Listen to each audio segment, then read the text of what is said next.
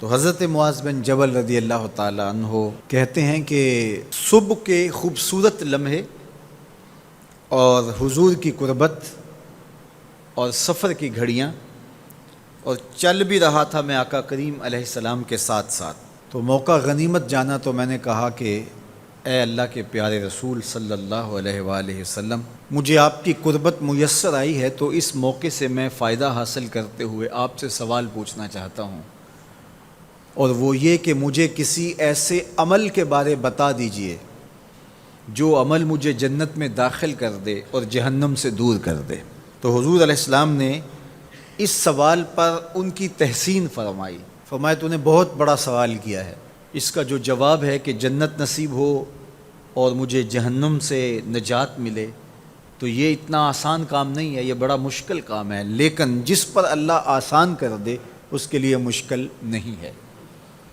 یعنی جنت آسانی سے نہیں ملتی، جہنم سے بچنا بھی اتنا آسان نہیں ہے، بہت سارے گناہوں سے بچنا پڑتا ہے، لیکن اللہ جس کے لیے آسان کر دے اس کو نیکی کی توفیق دے دیتا ہے اور برائی سے اس کو بچا لیتا ہے۔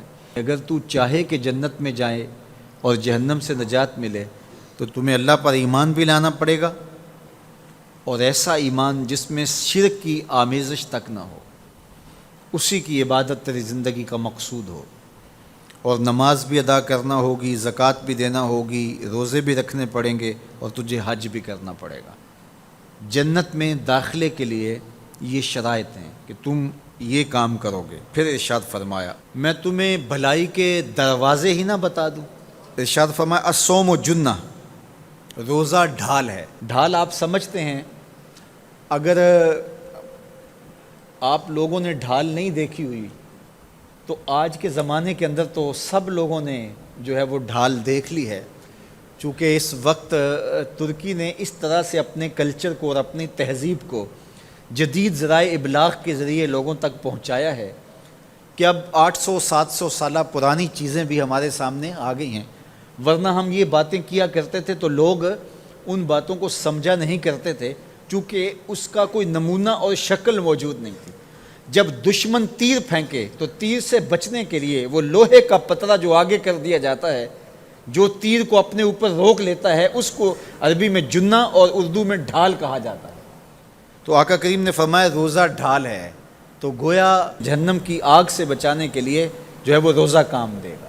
والصدقۃ تطفئ الخطیۃ، یہ گناہوں کو مٹا ڈالتا ہے، جس طرح کہ آگ کو پانی بجھا ڈالتا ہے، تو اس طرح جب صدقہ دیا جاتا ہے تو جو گناہ ہوتے ہیں وہ ایسے مٹتے ہیں کہ لگتا ہے یہاں گناہ تھے ہی نہیں۔ آگے ارشاد فرمایا رات کے پیٹ میں نماز ادا کرنا، یعنی تہجد کی نماز ادا کرنا۔ پھر حضور علیہ الصلوۃ والسلام نے یہ آیت پڑھی تتجافی جنوبہم عن المضاجع، ان کی کروٹیں بستروں سے الگ رہتی ہیں، خوف اور طمع میں وہ اللہ کو پکارتے ہیں اور وہ رات کو جاگتے ہیں، ان کی کروٹیں بستروں سے الگ رہتی ہیں، حتی بلغ یعملون، یہ آیت پڑھتے ہوئے آخر تک حضور نے تلاوت فرمائی۔ تو فرمایا جس طرح صدقہ آگ کو بجھا دیتا ہے، اس طرح پچھلے پہر کی نماز، تہجد کے سجدے بھی اللہ جل شانہ کے غصے کو ختم کر دیتے ہیں اور جہنم کی آگ کو مٹا ڈالتے ہیں۔ پھر حضور نے ارشاد فرمایا کہ میں تمام امور کی جڑ نہ بتا دوں کیا ہے، جتنے بھی معاملے ہیں اس کی جڑ ہی نہ بتا دوں۔ میں نے جھولی پھیلا کے کہا حضور کیوں نہیں، خیرات ڈالی ہے، تو حضور نے ارشاد فرمایا راس الامر الاسلام، سارے امور کی جڑ اور بنیاد، سر اسلام ہے۔ اگر اسلام ہے تو عمل قابل قبول ہے، اور اگر اسلام ہی نہیں ہے تو پھر جتنے مرضی نیک عمل کرتے رہیں، جتنا مرضی پانی ڈالیں، جتنی مرضی کھاد ڈالیں، تو اگر جڑ ہی نیچے سے کٹی ہوئی ہے تو درخت ہو پائے گا؟ کبھی بھی نہیں ہو پائے گا۔ تو کہا جڑ اسلام ہے، اس لیے عقیدے کی صحت عمل کی قبولیت کی ضمانت ہے۔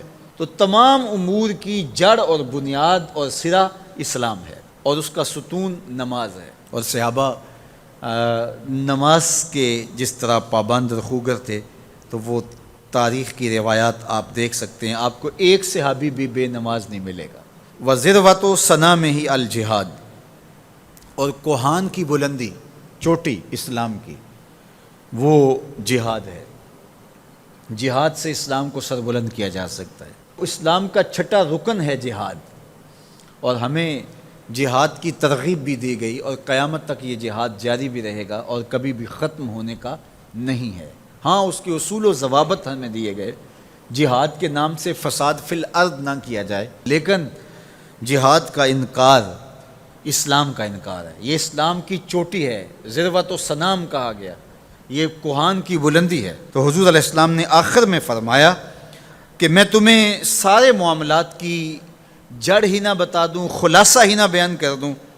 قل تو بلا یا نبی اللہ، میں نے کہا اے اللہ کے نبی کیوں نہیں؟ فاخذ بلسانہ، حضور نے اپنی مبارک زبان کو پکڑا، فقال، اور فرمایا، کف علیک ھذا، کہا اس کو روک لے، اس کو کنٹرول کر۔ تو کہتے ہیں میں نے کہا اے اللہ کے پیارے محبوب صلی اللہ علیہ وسلم، جو ہم باتیں کرتے ہیں اس سے بھی مواخذہ ہوگا؟ یعنی عمل پر تو پکڑ ہوگی، لیکن جو ہم زبان سے بات نکال دیتے ہیں تو کیا اس بات پر بھی مواخذہ ہوگا؟ تو حضور علیہ السلام نے ارشاد فرمایا کہ لوگ منہوں کے بل یا ٹھوڑیوں کے بل جہنم میں ڈالے جائیں گے، یہ ان کے بولے ہوئے بولوں کی وجہ سے ہوگا، ان کی زبان کی کمائی کی وجہ سے ہوگا۔ تو اپنی زبان کی حفاظت کرو تو جنت کا داخلہ مل جائے گا۔ تو گویا زبان کی حفاظت سے لے کر کے اللہ کے حضور سجدے تک اور اللہ کی عبادت تک، یہ ہے وہ نصاب جو جنت میں جانے کا ہے۔ اللہ ہم سب کو 5 گانا باجماعت نماز کی توفیق دے، اللہ ہمیں توفیق حج کی نصیب کرے، اللہ ہمیں رمضان المبارک کے روزے رکھنے کی توفیقات سے مالا مال کرے، اللہ اپنی راہ میں جد و جہد اور جہاد کی توفیق سے مالا مال کرے۔